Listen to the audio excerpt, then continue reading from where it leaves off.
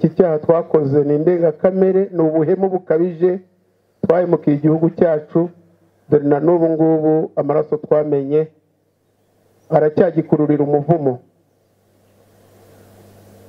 Rero ngewe navukiye muri jenoside, kuko navutse ku itariki ya 2 z'ukwa 7 57 z'ukwa 9 plutôt.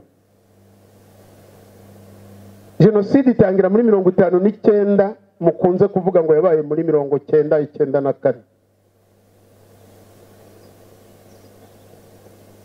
Nonse amashereka ya jenoside wa isupu cyangwa se umufa w'inka z'abatutsi zatemwaga icyo gihe.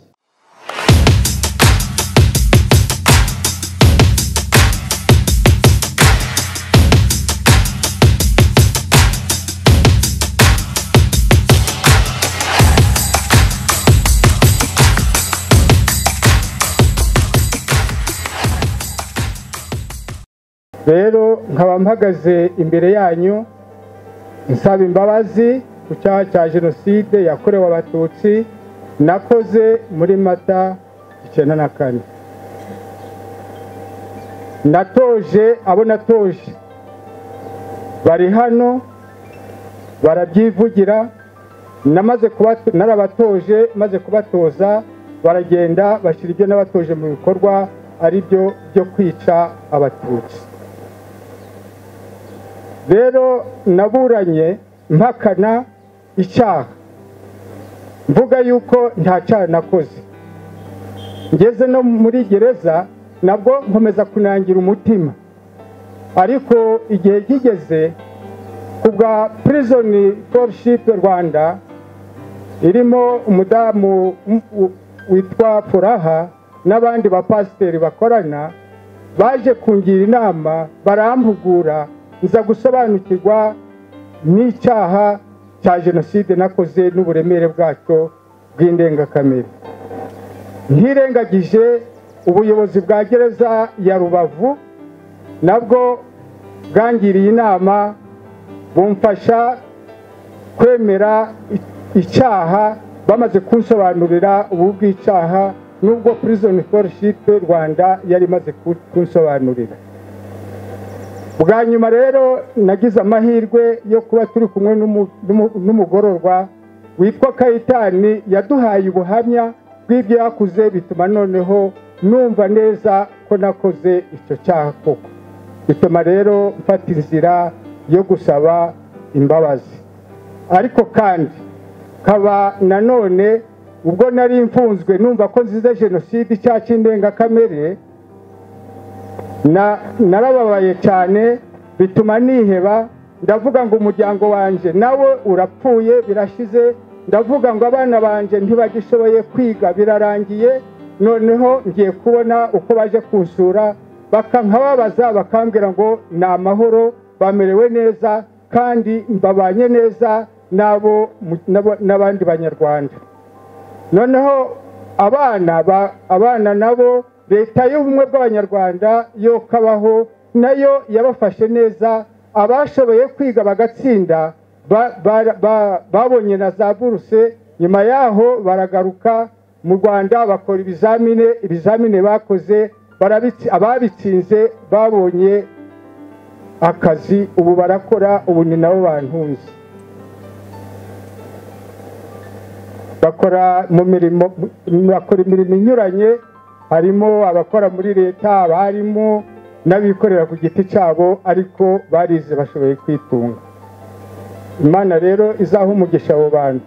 Kaba rero nsaba imbabazi Imana, kaba nsaba imbabazi leta y'ubumwe bw'abanyarwanda, kaba nsaba imbabazi abarokotse jenoside yakorewe abatutsi, kaba nsaba imbabazi n'abanyarwanda bose, nkaba nanone umuryango wanje nanze kubwira yuko nakoze icyaha komeza kwinangira nabo bakabimenya, uyu munsi bambabarire bamenye yuko nakoze icyaha cya jenoside. Rero kaba ngira ngo rwose nsabe abari abasirikari ko bafatiye mbere baba barakoze icyaha cya jenoside nabo bagatinyuka bagasaba imbabazi abanyarwanda kugira ngo nabo babohoke mu mutima nk'uko naje nabohotse. Kaba nsaba noneho abasirikari ubu ngubu cyangwa se abakora umurimo wose ujyana n'igisirikare kwirinda kuzagwa mu mutego wanaguyemo batandukira igihango bagiranye n'abanyarwanda cyo kubumbatira umutekano w'abanyarwanda. Murakoze. Mu by'ukuri kuba mpagaze aha ntabwo ari byiza nakoze. Mu by'ukuri nk'uko uyu mugabo Karurira avuye aha ngaha niwe wadutoje mu mahindure hariya ku Byangabo. Ubwo rero mbere ntaragira icyo mvuga, ndasaba ko aba banyarwanda bose bari aha n'abari ku muhanda babyumve neza. Ntabwo njyewe nishe abatutsi kubera ihanurwa ry'indege ya Habyarimana. Icyo cyo ngihagazeho, ntabwo nabishe kubera indege ya Habyarimana, ahubwo njyewe nakuze nzi ko abatutsi ari babi.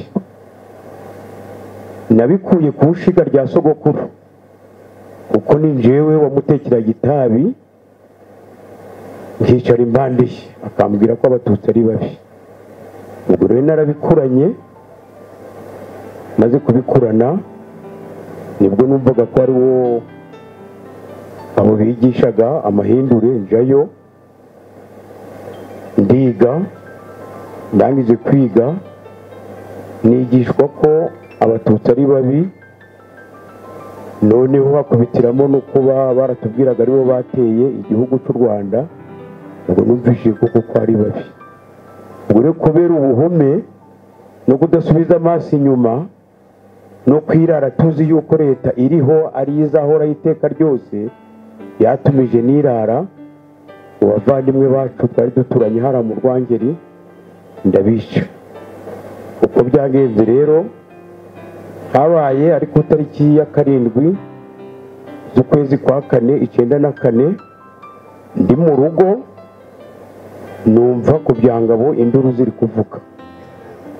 Ndahaguruka, mfite mushiki wanjye ari hano, abarambwiye tugiye he kumva ku Byangabo byakomeye. Ubwo kubera cya kintu nigishijwe maze kumenya ko umukuru w'igihugu yapfuye kandi ko yishwe n'abatutsi, ubwo naramusunitse agwa ngiriya. Mu guhaguruka aravuga ati ngusubije mu nzu uranze ariko ibizakubaho tuzabona uko bisobanura. Ubwo nasubiye mu nzu n'umubyeyi wanje arazagara mu muryango ati guma aho ngaho uje kwica abantu b'abandi. Ndarenga nawe ndamusunika ndasohoka. Ngeze ku Byangabo nsanga interahamwe n'imbuzamugambi ziraho ku Byangabo zasinze, mbese ziri gukora ibintu bidakorwa. Ubwo nibwo hazaga umusirikare uturutse ku Mukamira, araza ageze aho yitwaga Mburuburengero, yabaga mu kigo cya Mukamira, aravuga ati ko ntacu muri gukora ko ahandi barangije gukora. Ubwo hari interahamwe yitwaga Dusabimana, akaba murumuna wa Nzirorera uri abari minisitiri, n'uwitwa Musafiri n'uwitwa Kinamba, bari bafite imbunda. Ubwo bazishize hejuru barasa hejuru, bamaze kurasa hejuru bati ubwo twatangiye. Ubwo twarebye haraguru tuhabona umututsi witwa Rukara turamwica. Tugeze haraguru tuhasanga umukuru we witwa Rusiyani, nawe turamwisha.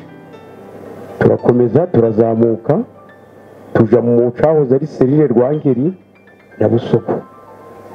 Imiryango nibuka yari hatuye, hari umuryango w'umusaza witwa Rudatinya, n'uwitwa Kaboyi, n'uwitwa Bukumba, n'uwitwa Bihutu. Iyo miryango niyo nibuka yari hatuye kuko bari abasaza b'inararibonye. Ubwo iyo miryango yari hari turayica yose turayimara. Ubwo ntibyatereye aho, twarazamutse kuri tariki ya 7 tuja kuri paruwasi ya Busogo. tuhageze hari abatutsi bari bahungiye aho mu kibikira baturutse hirya no hino n'abo mu nkengero zari zituye aho kuri paruwasi ya Busogo. Umuryango nibukamo ni w'umudamu witwa Kabaraza, namubonye ahangaha, n'umuryango wa Gateyiteyi. Abari bari aho mu kibikira bo ntabwo namenya imiryango yabo. Abo bose twarabishe turabarangiza.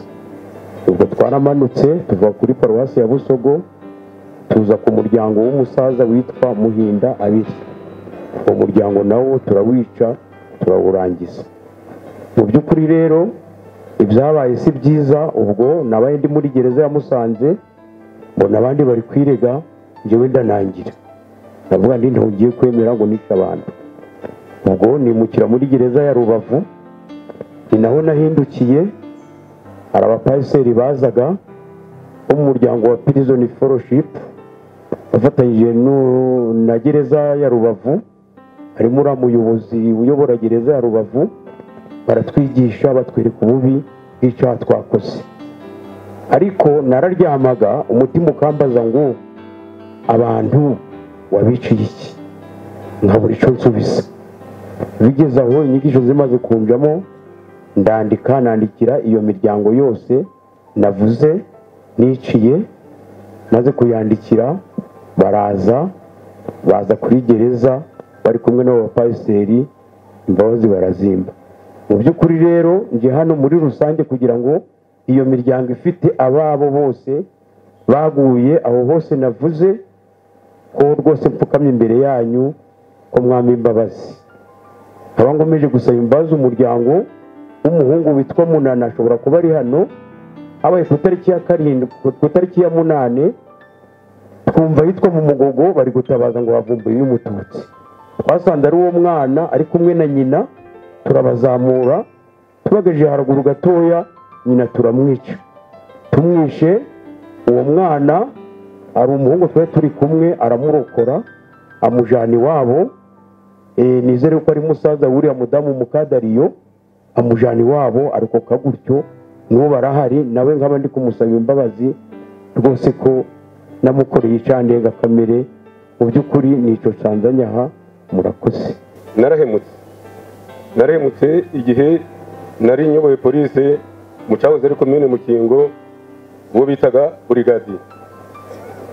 Mu 1991 mu kwezi kwa kabiri natondetse urutonde rw'abatutsi b'ibyitso bagombaga kwicwa, barishwa.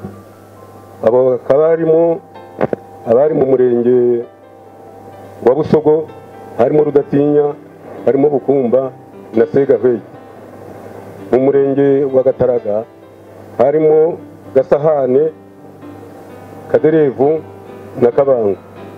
Hakabamo Biniga na Sabini, Kirizoroge na Forora. Mu murenge wa Shingiro hari harimo witwa Karyango, Baheza, Kabanga, Kabanda, Ngango, Bernari na Gapira, se w'umuhungu uyobora iguka mu murenge wa Kimonyi witwa Ndangamye. Abo bose barapfuye 91 bazira ko ari ibyitso, ari njyewe basize ku rutonde. Byarakomeje, ubugizi bwa nabi bwarakomeje. Mbere y'uko hagera mu kwezi kwa 4 muri 1994 mu kwa gatatu, natanze imbunda 120 mu mirenge yose yari igize komine Mukingo, aho buri murenge buri konse nagiye mu imbunda 15. Izo mbunda natanze ku itariki ya 7/9/94 nizo zishe imiryango y'abatutsi. Mu by'ukuri maze gukora ayo mahano nahungiye muri Zaire, mvuyeyo ndafungwa bike 96. Nyuma bigeze mu 2000 aho ntangiye gukurikiranira inyigisho z'amadini n'amatorero, ntangira kwemera, ngenda nemera igice, ariko nkurikiranye inyigisho za Prison Fellowship naremeye, saba imbabazi. nagerageze gushaka uhagarariye ibuka mu murenge wa Busogo ntiyaboneka, ariko haboneka uhagarariye ibuka mu murenge wa Kimonyi, musaba imbabazi, imbabazi mu izina rya bagenzi be. Nkaba nsaba imbabazi abarokotse jenoside bose bo mu cyahoze ari komine Mukingo, kuko intwaro natanze arizo zamaze imiryango yabo yari ituye mu cyahoze ari komine Mukingo. Nkaba nsaba imbabazi abanyarwanda bose, ngasaba imbabazi n'umuryango wanje, kuko ibyo nakoraga byose ntabwo wemera ko nja kubikora. Amadamu wanjye nawe ari hano yarambuzaga, ariko nkanga, ndetse yageze kumbwira ati uri umusirikari wakwigira mu Nkotanyi, ibyo uri gukora ni ndavuga nti ntibishoboka, niyemeje kurwanya umututsi aho naje mu batutsi. Yangira inama kuja mu Nkotanyi ndamwangira, ndavuga ni njyewe ntabwo naba nariyemeje guhiga umututsi kuva 1991 none nje mu Nkotanyi. Mu by'ukuri nikaba nsaba urubyiruko ko rutazishora mu mahano nkaya twagiyemo.